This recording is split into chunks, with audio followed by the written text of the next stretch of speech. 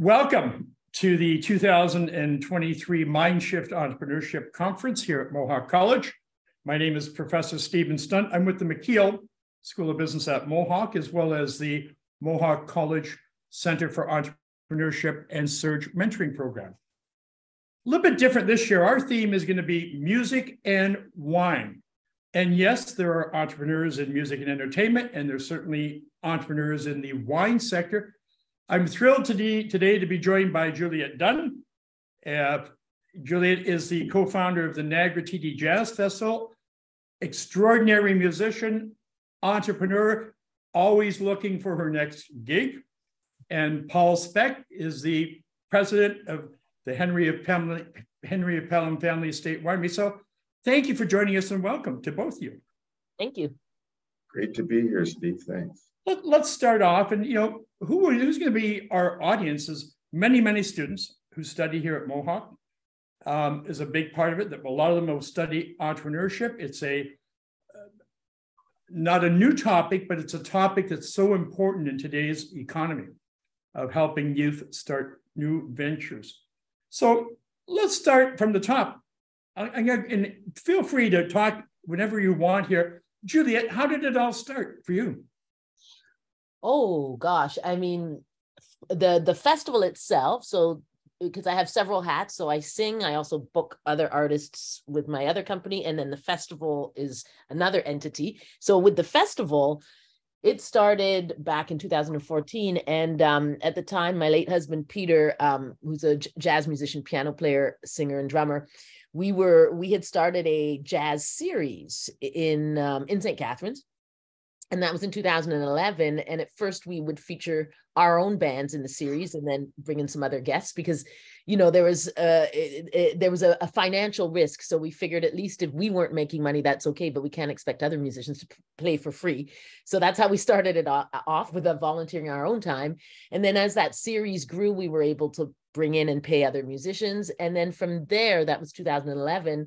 In the summer of 2013, we said, let's do a festival. It was more my idea because I'd always wanted to do an outdoor summer festival. And I guess I got the bug for festivals back in the 80s when I lived in Europe. I went to the World of Music and Dance Festival. Peter Gabriel started it. And that year it was in Reading. I think it was like 1989 or something. And there's just something so magical about a summer festival, music and vendors and people of all ages and really great musicians. I mean, I saw Ravi Shankar, and so many great musicians, and it was all free.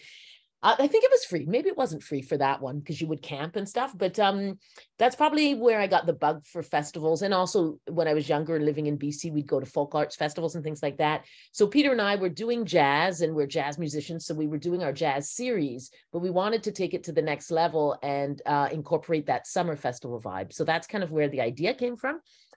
And then we knew nothing about starting a festival because a jazz festival is a not-for-profit organization. We started to do our research with our chair of the board at the time, who became our chair, Joe Robertson. And so we all researched and found out when you do a jazz festival, it's not a moneymaker. And if you want to get funding, you're going to be a not-for-profit organization. And so we took those steps into starting a not-for-profit organization and kind of went from there. Awesome. And the journey continues. Yeah, year 10. I can't believe it, actually. Perfect. Paul, yeah. I know a bit of your story and your background. How did you start and get into the wine business? Well, Henry Pelham's a family-owned winery. It's owned and operated by myself and my two brothers. And the winery really started, we grew up in Toronto, and my parents ran a small high school in Toronto, private high school, and but my dad was from St. Catharines, and in the early 80s, the last remaining parcel of land that had been in our family name since 1794 came up for sale. One of our cousins, Neil Smith, who lived on the land and was actually a retiring school teacher, wanted to sever off this small piece of land. And so my dad, out of sentimental reasons, purchased it because he just remembered, being out here as a kid. And That was in 82. And then in 84, it was his idea. He decided to plant a small vineyard. And he really didn't know anything about wine. And, you know, the Niagara Peninsula wasn't a very sexy area at the time, wine-wise. And I was in Toronto. I'm the oldest of the three brothers. I was in Toronto. I had an excellent job delivering pizzas for Pizza downtown Toronto, and I was making what I felt was a lot of money. And I got the first lesson in family businesses. My dad said, because he owned the car I was using, he said, you got to quit your job and drive your brothers to St. Catharines, and with your cousin, you know, plant a small vineyard. And so that's what we did in 1984. And then while we were going through school, we would work on the vineyard in the summers. And then I graduated, and my dad wanted to start a small winery. Like, it was a small retirement project for him. He wanted to retire from education and sort of move back to Niagara.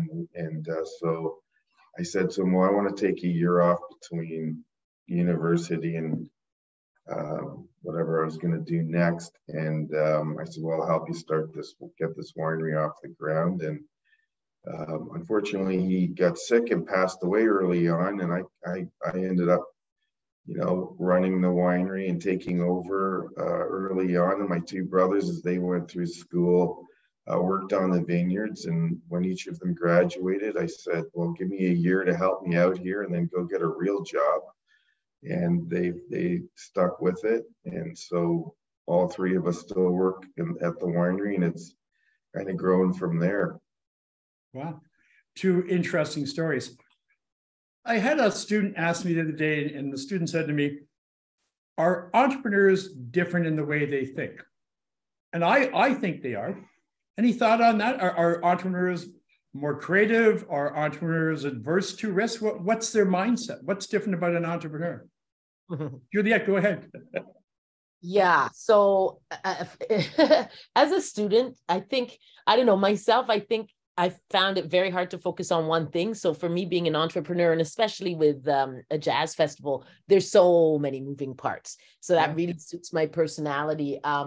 When I was in high school, I couldn't think of one thing I wanted to study for 4 years, because I knew, wow, 4 years of the same thing, I thought I'd get bored. So with a jazz festival, it really works with my kind of brain. And I think, I think you do need to be quite creative. You mentioned the word risk. You definitely cannot be afraid of taking risks, because there are no guarantees, you know, as an entrepreneur, and like musicians, we don't get, well, now actually I do have a salary with the festival I built, but not at first, right? But I've never had kind of the paycheck every 2 weeks before, always looking for the next gig. So sometimes things go really well, and sometimes, you know, you lose money, but so you can't be afraid of risk. So I think it's not for everyone. Yeah. Paul, do you think entrepreneurs think differently? Yeah, I do. You know, I don't know that you know that you're an entrepreneur until you sort of get, you know, you kind of fall into it, I think, in some ways. And, you know, I think to Juliette's point, I mean, this is a less delicate way of saying what Juliet was saying, but the entrepreneurs tend to be like the freaks. Like they're not normal. They're prepared to, you know, it's funny about risk. Risk is such a big part of starting your own business and, you know, going down that route. And I always say, I don't think you have to take risk, and you have to learn to live with risk. I don't think you ever get comfortable. At least I can speak for myself. You're always taking risk, but it doesn't mean that you're immune to the stress of that. So it's something that you have to be comfortable with, because there's nobody that's covering you. You know, you're on your own. You know, it's sink or swim, or you're flying without a net. And that sort of energy that comes from success and failure, because there's going to be a lot of failure, that energy that you get from both, I think is something that you have to, be energized by and not be deflated, although, it can get difficult at times. So, yeah, I think entrepreneurs do think differently. They're not, they're prepared to, not necessarily ready for like the 9 to 5 regular job, I guess. And that's interesting. I had an outstanding entrepreneur. I can't mention who it is. And what he told me, his line was, he said, Steve, you've heard of this term win or lose? I go, yeah. And he said, as an entrepreneur, it's win or learn. Yeah. And I said, what do you mean by that? He says, well, as an entrepreneur, it's okay to make mistakes because that's how we learn. And that's how we move forward. The other thing that, in my research with entrepreneurship, and I know so many small business owners, they tell me that an entrepreneur is a person that would rather work 14 hours a day for themselves just to avoid working 8 hours a day for somebody else. Is that a fair assumption? Yes. Yeah. Yeah. I would say that there's a level of freedom that you get working for yourself that Sure.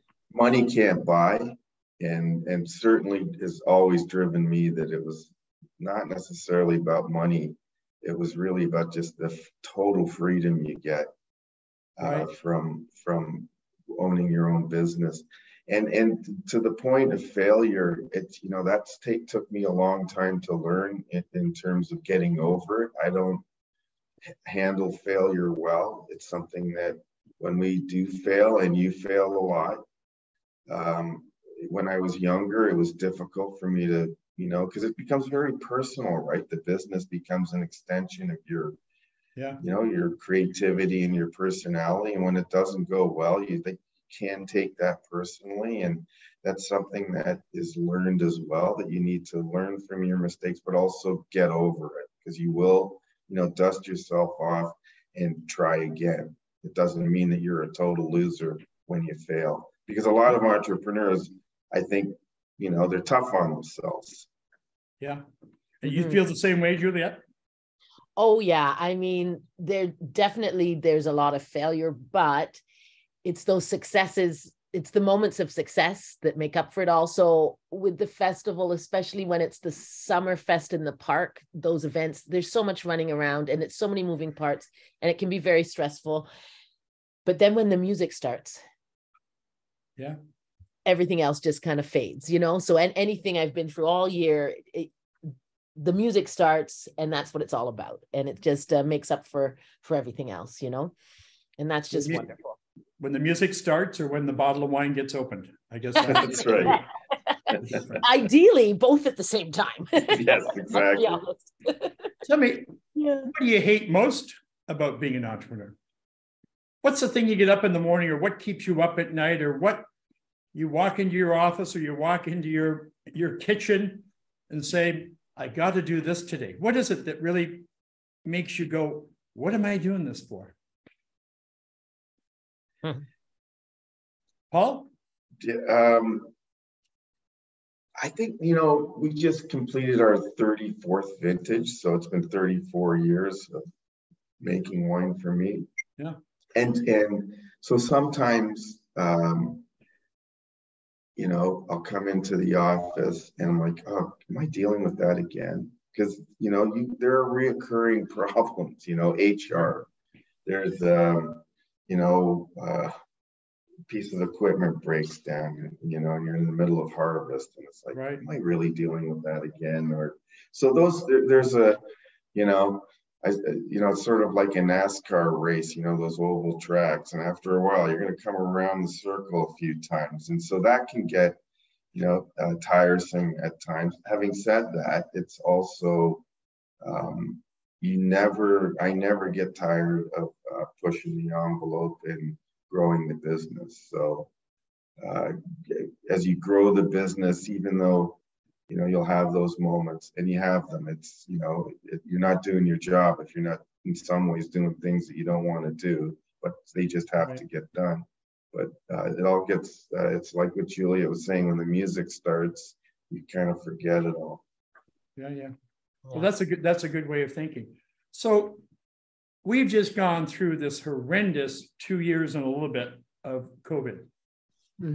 And, I've talked to so many business owners and, different issues and challenges, whether it would be HR, staffing, or venues closing.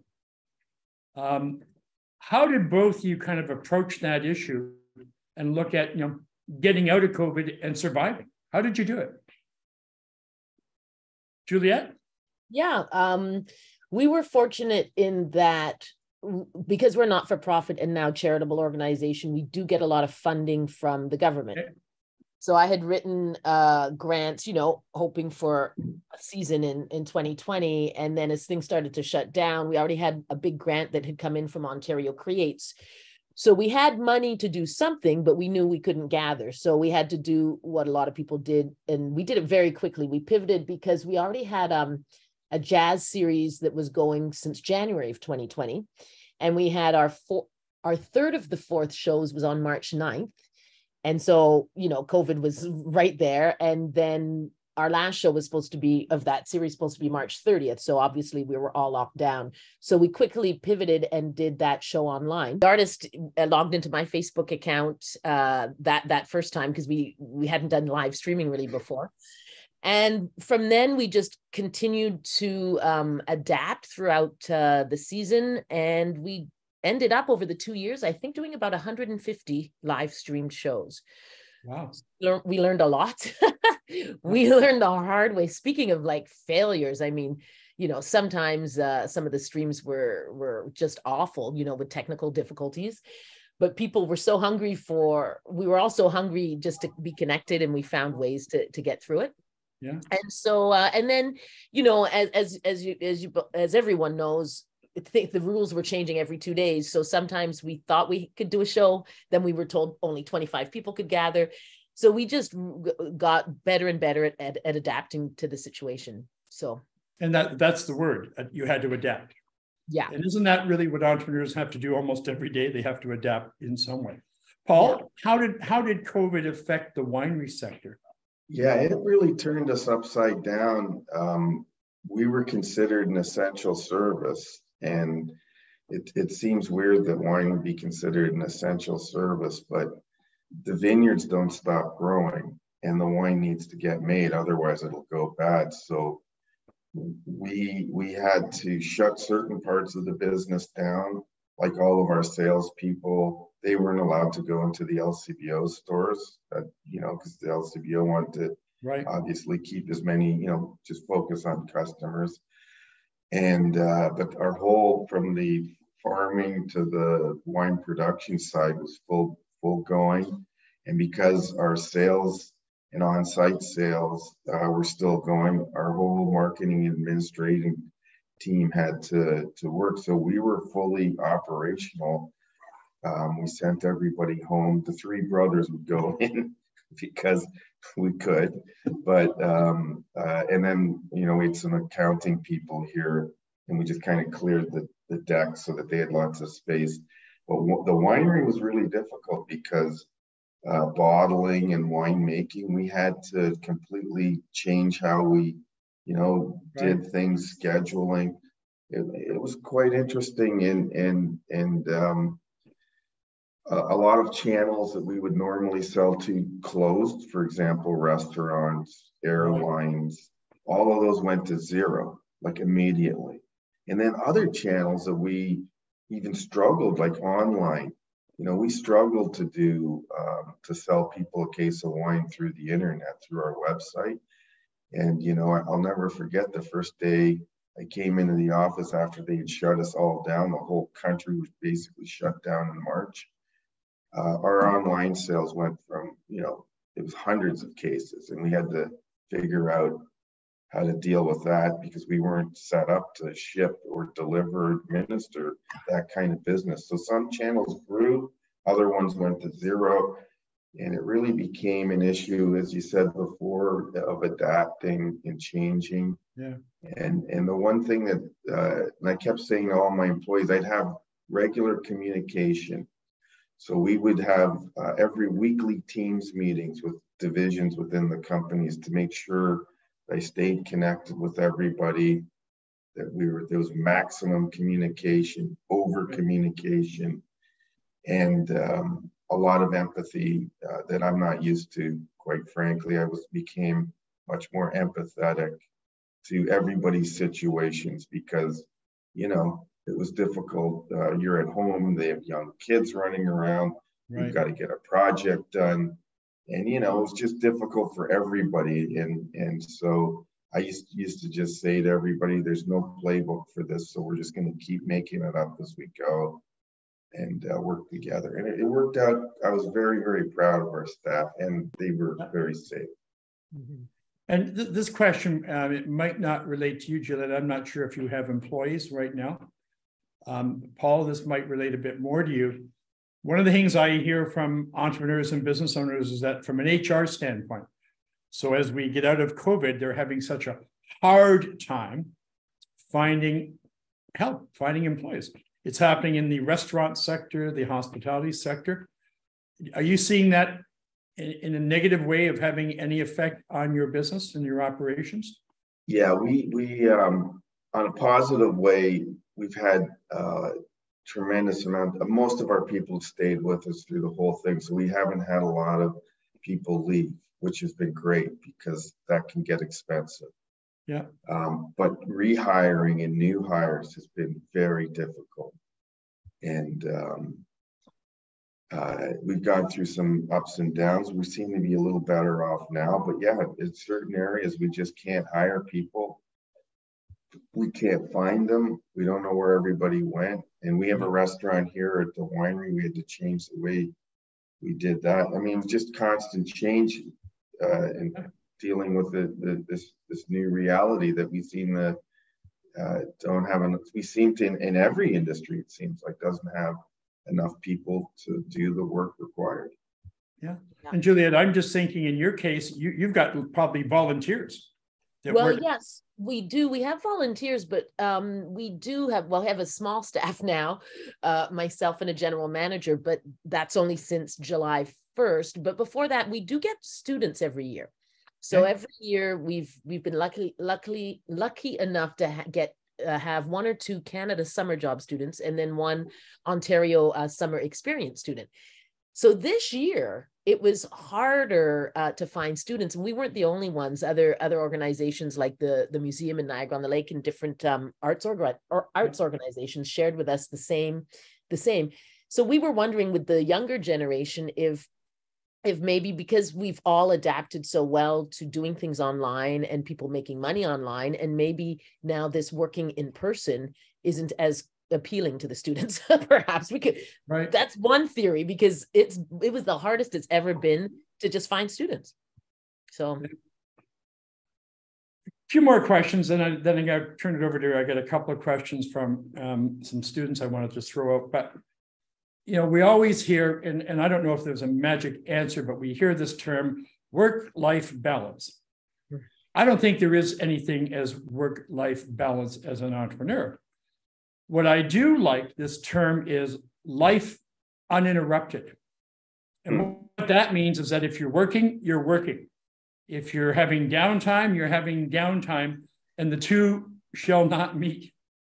How do you feel about that? Is that possible? Either one of you. Well, for me, I struggle with that.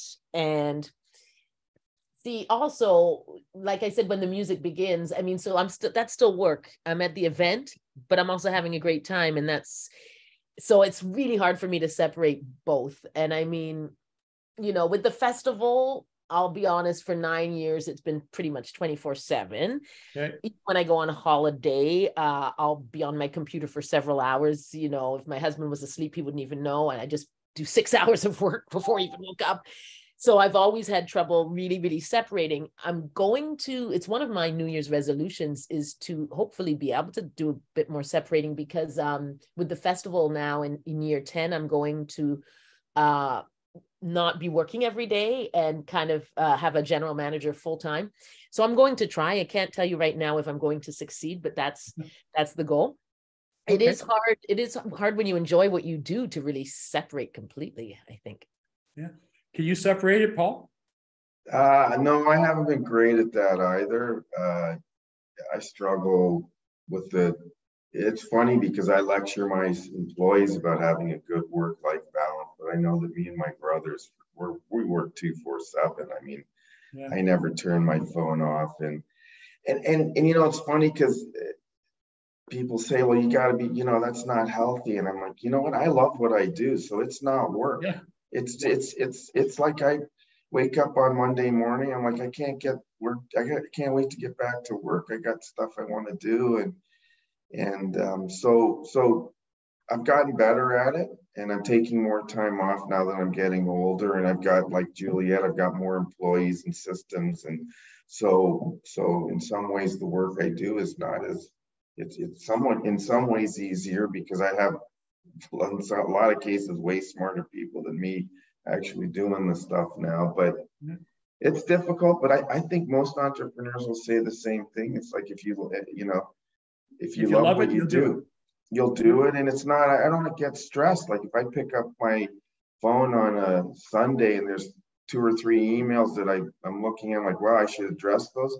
I don't get stressed about that. In fact, I get stressed when I'm worried that there's something on there that I could fix really easily. But look, it's something you have to learn to create balance in. And I'm working on that. That's, you know, as I get older, like I said, working on taking more time off, and, you know, not always checking the phone and it is important, you know, especially if you've had some success, you know, you're in some ways you're just overdoing it, because the company can run without you. I mean, you haven't done a good job if it can't run without you. Yeah, awesome. I like that answer. Here's a really interesting question, and this is one of my last, and then I go to a couple of student questions. Can I jump in, Steve, before, just to add on to that, just before we go to the next one, because I remembered a story when I first started the festival. So back in 2014, I bumped into Christopher Newton, who used to run the Shaw Festival. Yeah. And he's the reason I moved to Niagara, because I was hired by Christopher to come to Shaw back in 2002. So I bumped into Christopher, and, you know, my mind goes, there's so many ideas in my mind. And with the festival, it was, I wasn't sleeping a lot. And I said to Christopher, I don't know how to shut down my mind, all these ideas. And I said, how do you do it? And he just looked at me, and this was, you know, several years ago. And he said, I haven't slept in 35 years, he said. And I said, please don't tell my husband, because he won't want me to do this. But yeah, so like Paul said, I think all entrepreneurs, it's kind of the same, right? The mind doesn't really shut down. And when you love what you do, it doesn't bother you to keep working, right? So I love that story. That's a great story. Yeah. Listen to this question really carefully. If you're both still in business 6 months from now, and I think you both will be in business 6 months from now, what will be the reason why? Juliet? For the love of music. For the love? Yeah, for the love, the passion. Yeah, Paul? Yeah, I think same. I love what I do. I love working with my brothers. I love working with all our employees, and we have some cool ideas that are new that we're working on right now, and I'd love to see them, you know, get launched in a while and see if they succeed. So those are all, I'm still very, very, very energized by, you know, the whole thing. And competition is a good thing.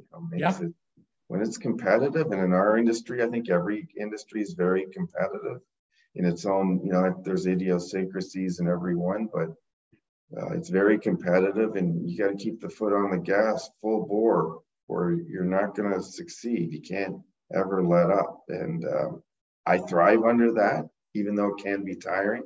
I thrive under those conditions. So 6 months is like tomorrow. I think much longer. Yeah. Juliet, you still get that buzz and great feeling when you get the phone call about a gig? Oh, so that's my other hat as an artist, like as a singer. Yeah, I mean, always. And I mean, I haven't, you know, I'll be honest, the last 9 years, I've really been focusing on the festival more than my own career. You can look at my website and see, like, oh my gosh, it's so outdated. The festival stuff is always on the go, up to date. And that's part of my kind of new plan, is working less with the festival, because now I can step back. I'll still be the face of the festival and still doing the artistic programming. And now it's almost like I'm going to be starting over as an artist, just, you know, getting all of my social media stuff in order and all that stuff. But yeah, I'm always excited to sing, and especially with my French band. That's the one I want to focus on now. Awesome. I love it. From a student in our global business program, taking entrepreneurship right now, they've been in Canada now for 4 months. And it's really cool, that global business program and international business management, they come from all over the world. I had a class just before we came on here this morning at 8:30, and I just reminded myself, you know, how blessed I am and lucky I am. I have students that represent 9 countries from around the world. So I get to learn from them just as much as they get to learn from me, which is a wonderful feeling. So knowing this, I asked the question, you know, if you had to ask a question to 2 seasoned entrepreneurs, what would it be? And they had just a very simple question. As a student studying entrepreneurship and looking at starting our own business at some point, maybe not tomorrow, maybe not next year, but maybe 2 years down the road, what's the one piece of advice your panel could share? So what would you tell that student looking to start a business, that maybe a lesson that you've learned, either one of you here? Well, I think I would say don't lose hope. Like, you know, it's, you know, I always say, I was talking to somebody about, we just sold a lot of wine to a certain place, and I, you know, they're saying, oh, you know, that's amazing, you must feel good. I'm like, yeah, it's been a 30-year overnight sensation. I mean, it takes time, and you're a lot of people are going to say no to you. They're going to tell you that's a crazy idea. Nobody does it that way. You got to look at what's already happening. You know, but if you copy what's already happening, you're not new. You're the same guys. Yeah. So you got to do something different, and you likely will do something different. And there's going to be a lot of pressure for you to conform to what is already out there, because that's the safe way to go. And you have to resist that, and never lose faith in your ideas. That doesn't mean that if they're wrong or they don't work, you need to learn and adjust and pivot to get them to where you finally need them to be successful. But you'll be told a lot, and you got to get ready for that. We always talk in our classes, you know, with these young entrepreneurs, is how important it is in your product or service that you're offering, finding your point of difference. What's your competitive advantage over the next guy? Juliette, go ahead. What are your thoughts, advice? Yeah, I was going to say the same thing. Don't be discouraged. Never give up. And I remember when, you know, talking to people saying, yeah, we're going to start a festival.